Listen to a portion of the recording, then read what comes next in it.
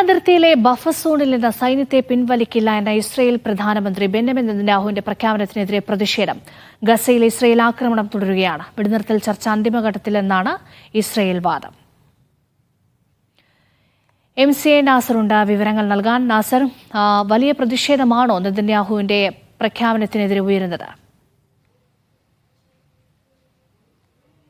രശ്മ, തീർച്ചയായിട്ടും. കാരണം ഇന്നലെയാണ് നെതന്യാഹു ഈ പ്രദേശത്ത് സിറിയൻ അധീനതയിലുള്ള അതേസമയം ഇസ്രായേൽ കൈയടക്കിയിരിക്കുന്ന പ്രദേശത്ത് സന്ദർശനം നടത്തിക്കൊണ്ട് വളരെ പ്രകോപനപരമായിട്ടുള്ള പ്രസ്താവന പുറപ്പെടുവിച്ചിരിക്കുന്നത്. കാരണം ഇപ്പോൾ ബഫർ സോണിൽ ഏർപ്പെടുത്തിയിരിക്കുന്ന ഇസ്രായേൽ സൈനിക സാന്നിധ്യം ഒരുപക്ഷെ ദീർഘകാലം തന്നെ തുടർന്നേക്കും. കാരണം തങ്ങളുടെ സുരക്ഷയ്ക്ക് കൃത്യമായിട്ടുള്ള ഒരു ബദൽ സംവിധാനം ഈ ബഫർ സോണിൽ ഒരുക്കുന്നതുവരെ സൈന്യത്തെ ഒരു നിലക്കും അവിടെ നിന്ന് പിൻവലിക്കുകയില്ല എന്നുകൂടിയാണ് നെതന്യാഹു അറിയിച്ചിരിക്കുന്നത്. ഇത് അന്തർദേശീയ ചട്ടങ്ങൾക്ക് വിരുദ്ധമാണ്. കാരണം സിറിയൻ പ്രദേശമായിട്ടുള്ള അല്ലെങ്കിൽ സിറിയയുടെ പൂർണ്ണമായിട്ടുള്ള നിയന്ത്രണത്തിൽ വരേണ്ട ബഫർ സോണിൽ പോലും ഇസ്രായേലിൻ്റെതായിട്ടുള്ള ഒരു ആധിപത്യം തുടരുന്നത് സിറിയക്ക് മാത്രമല്ല മേഖലയിലെ രാജ്യങ്ങൾക്കും വലിയ തോതിൽ അത് ഭീഷണി സൃഷ്ടിക്കുമെന്നാണ് ജോർദാൻ ഉൾപ്പെടെയുള്ള അറബ് ലീഗ് രാജ്യങ്ങൾ വ്യക്തമാക്കിയിരിക്കുന്നത്. അതുകൊണ്ട് തന്നെ അന്തർദേശീയ തലത്തിൽ എല്ലാ രാജ്യങ്ങളും UN-ഉം ഇടപെട്ടുകൊണ്ട് ഇതിനൊരു പരിഹാരം ഉണ്ടാക്കേണ്ടതുണ്ട്. എത്രയും പെട്ടെന്ന് ഈ ബഫർ സോണിൽ നിന്ന് ഇസ്രായേൽ സൈനിക സാന്നിധ്യം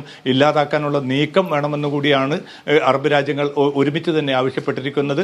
അതോടൊപ്പം തന്നെയാണ് ഈ മേഖലയിൽ ഇപ്പോൾ UN-ൻ്റെതായിട്ടുള്ള ഉദ്യോഗസ്ഥരും ഇക്കാര്യം സ്ഥിരീകരിച്ചിട്ടുണ്ട്. കാരണം ബഫർ സോണിൽ അനിശ്ചിതകാലത്തേക്ക് ഇസ്രായേൽ സൈന്യം തുടരുന്നത് മേഖലയ്ക്കും സിറിയയുടെയും താല്പര്യങ്ങൾക്ക് വിരുദ്ധമായിട്ട് മാറും. അതുകൊണ്ട് എത്രയും പെട്ടെന്ന് ഇസ്രായേൽ സൈന്യത്തെ അവിടെ നിന്ന് പിന്മാറാനുള്ള അവരെ പ്രേരിപ്പിക്കാൻ അമേരിക്ക ഉൾപ്പെടെയുള്ള രാജ്യങ്ങൾ ശ്രമിക്കണമെന്ന നിർദ്ദേശം കൂടിയാണ് UN ഉദ്യോഗസ്ഥരും മുന്നോട്ട് വെക്കുന്നത്. രശ്മ. നാസർ, ഒപ്പം എന്താണ് ഗസയിലെ വിവരങ്ങൾ? ആക്രമണം കൂടുതൽ രൂക്ഷമാകുന്ന സാഹചര്യമാണോ ഉള്ളത്? ഗസയിലെ സ്ഥിതിഗതികളിൽ ഒരു മാറ്റവുമില്ല. കാരണം പിന്നിട്ട ദിവസങ്ങളിൽ എന്ന പോലെ തന്നെ ഇന്നും വ്യാപകമായിട്ടുള്ള ആക്രമണങ്ങൾ നടന്നു. 40-ലേറെ പേരെയാണ് ഇന്ന് മാത്രം ഗസയിൽ കൊല്ലപ്പെട്ടിരിക്കുന്നത്. അതിൻ്റെ അനുബന്ധമായിക്കൊണ്ടാണ് UN-ൻ്റെ ഒരു പ്രത്യേക അന്വേഷണ സമിതിയുടെ ഭാഗമായിട്ട് UN ഉദ്യോഗസ്ഥൻ ഗസ സന്ദർശിച്ചിരുന്നു. അദ്ദേഹം നൽകിയിരിക്കുന്ന റിപ്പോർട്ട് കൂടുതൽ ഒരുപക്ഷെ ലോക മനസ്സാക്ഷിയെ തന്നെ ഞെട്ടിക്കുന്നതാണ്.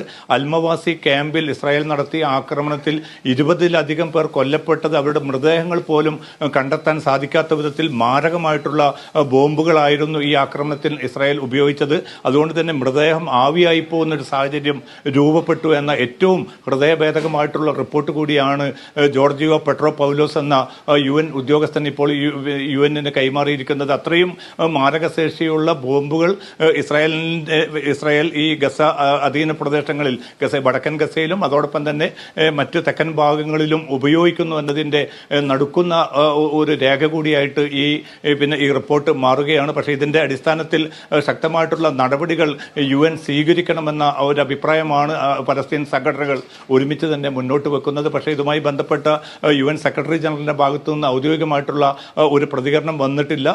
മാത്രവുമല്ല, ഈ ഉപരോധവും ആക്രമണവും ഒരുപോലെ തുടരുന്ന ഒരു സാഹചര്യത്തിൽ പട്ടിണി പിടിമുറക്കിയിരിക്കുന്ന വടക്കൻ ഗസയിൽ നിന്ന് ഒരുപക്ഷെ ലോകത്തെ ഇനി കാത്തിരിക്കുന്നത് ഏറ്റവും ഗുരുതരമായിട്ടുള്ള ഏറ്റവും അപകടകരമായിട്ടുള്ള ഏറ്റവും ഭയാനകമായിട്ടുള്ള റിപ്പോർട്ടുകളായിരിക്കുമെന്ന മുന്നറിയിപ്പ് കൂടി UN നേതൃത്വം നൽകുന്നുണ്ട്. പക്ഷേ ശക്തമായിട്ടുള്ള ഒരു നടപടിയും ഇസ്രായേലിനെതിരെ കൈക്കൊള്ളാൻ UN പൊതുവേദിക്കോ UN രക്ഷാസമിതിക്കോ ഇതുവരെ സാധിച്ചിട്ടില്ല എന്ന യാഥാർത്ഥ്യം കൂടി ഇപ്പോൾ നമ്മുടെ മുമ്പിൽ നിലനിൽക്കുക കൂടിയാണ്. രശ്മ. ശരി, MCA നാസറാണ് വിവരങ്ങൾ നൽകിയത്.